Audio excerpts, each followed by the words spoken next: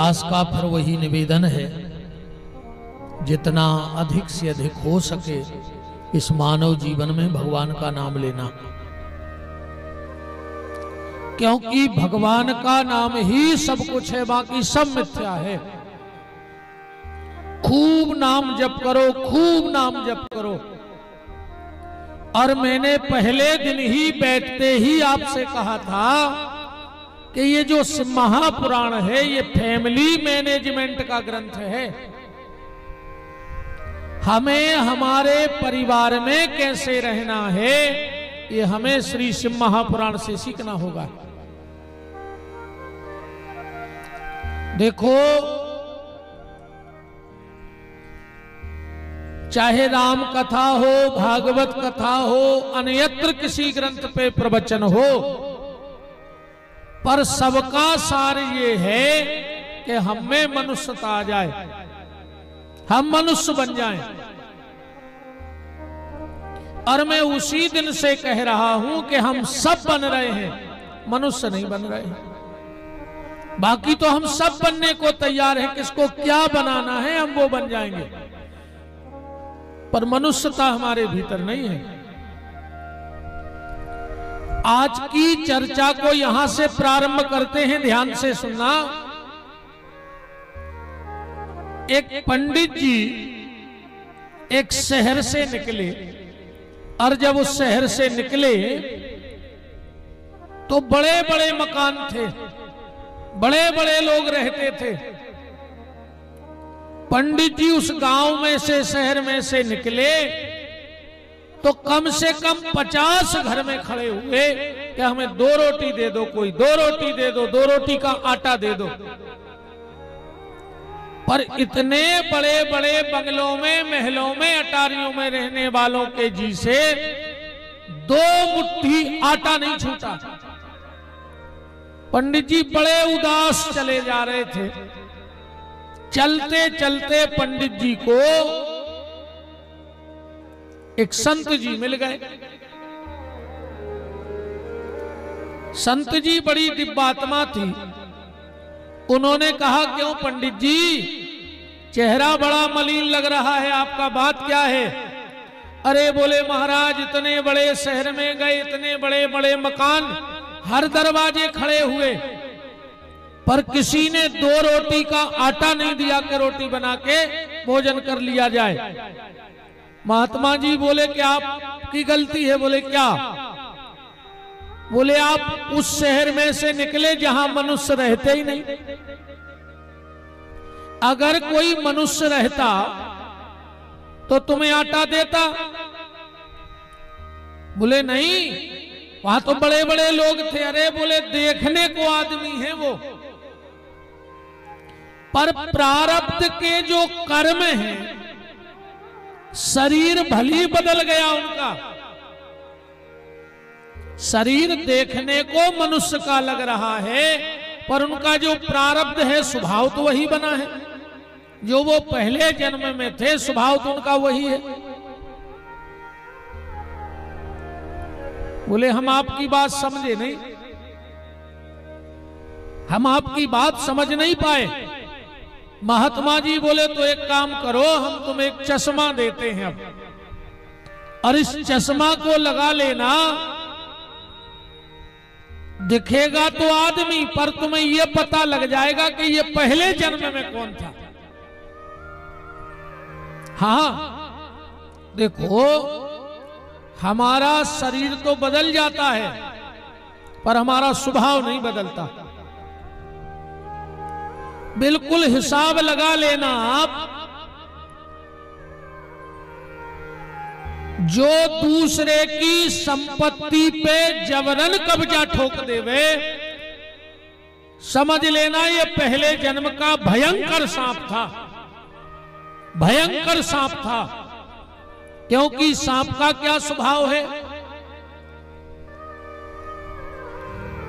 सांप कभी अपना मकान नहीं बनाता।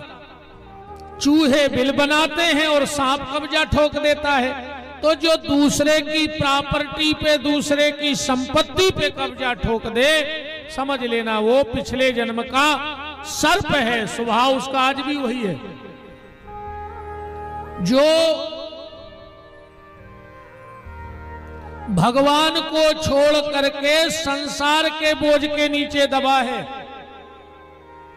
जो भगवान का भजन नहीं कर रहा है, खाली इसलिए लगा है कि बेटे को ये हो जाए, मकान हो जाए, दुकान हो जाए, अरे ये करो, इसमें बुराई नहीं है, करो, ये जरूरी है, पर अपने मेन उद्देश्य को तो मत भूल जाओ। तो जो भगवान के मंदिर ना जाता हो, जिसका धन भी जा रहा हो और जिसका धर्म भी जा रहा हो, समझ लेना वो पिछले जन्म का गधा है। शरीर भली बदल लिया है उसने, पर बोझ लादने की आदत उसकी नहीं जा रही है। जो किसी के साथ विश्वासघात करे, समझना वो कौआ है। और अब तो हम बताएं, आज एक बात और कहें, ये जो जानवरों की हम कथा कह रहे हैं ना, ये हमें कहने में शर्म आने लगी अब। हाँ, क्योंकि अगर उदाहरण भी दिया जाए तो अब जानवर हमसे ज्यादा अच्छे हो गए। जानवर हमसे भी ज्यादा अच्छे हैं आज के समय में। अपना अच्छा बुरा कुत्ता भी जानता है, जानता कि नहीं जानता? अबे तुम कुत्ता को इतना ही रोटी डालियो, वो इतना ही बैठे और इतना ही पूंछ हला के खे है, और वही कुत्ता अगर तुम्हारे चूल्हे की रोटी उठाएगा तो घर के पीछे बैठ के खाएगा, उसे पता है कि ये चोरी की है। अगर यहां बैठ के खाएंगे तो मालिक हमारी कमर तोड़ देगा। तो अपना अच्छा बुरा कुत्ता भी जानता है, और हम अगर अपना अच्छा बुरा ना जान पाए तो हम क्या कुत्ते से भी गए गुजरे हैं? और बताएं, पहले आपके तरफ एक मदारी आता होगा,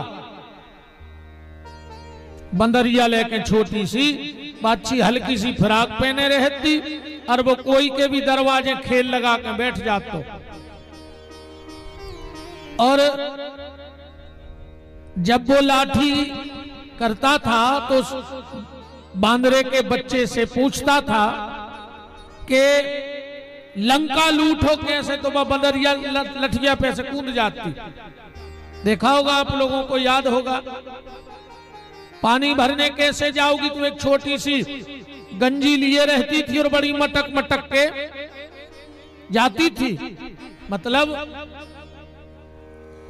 उस बंदर को सिखाया गया होगा, जब तो वो इतना सब सीख गई। बिना सिखाए तो सीख नहीं सकती।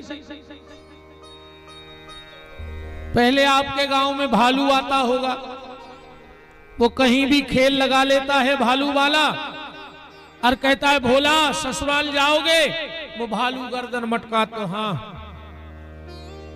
कर, तो तुम्हारी सास बिछाई बिछा है, बैठो,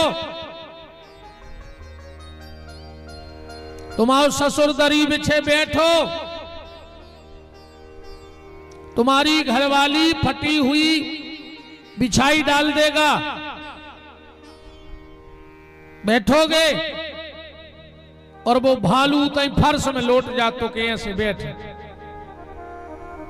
मतलब वो भालू को सिखाओगा कहाओ, तब तो वो सीख गाओ। शेर सबसे हिंसक जानवर है, पर वो भी जब पिंजड़े में होता है और ट्रेनर आके कहता है कि बाबूजी आए राम राम करो, अब वो बिल्कुल नहीं जाने के राम राम क्या है, पर दो ही पंजा उठाते हैं। मैंने वो को भी सिखाओगा कहाओ। बंदर सीख गया, भालू सीख गया, शेर सीख गया, पर आज का आदमी नहीं सीख रहा है। इसको रोज सिखाया जा रहा है कि अपना अच्छा बुरा क्या है, फिर भी आदमी नहीं सीख रहा है। अभी नाग पंचमी को सांप आया होगा, सांप वाला सपेरा, जब अपन दक्षिणा डालवे जाओ तो अपन डरात है, डरे हैं काला है, डर तो लगेगा क्योंकि काल है। तो सांप वाला क्या बोलता है, बाबूजी डरावने। बोले काय? बोले जोन दिन हमने एक पकड़ो, हमने को जहर को दांत तोड़ कर फेंक दो तो सांप को डर खत्म।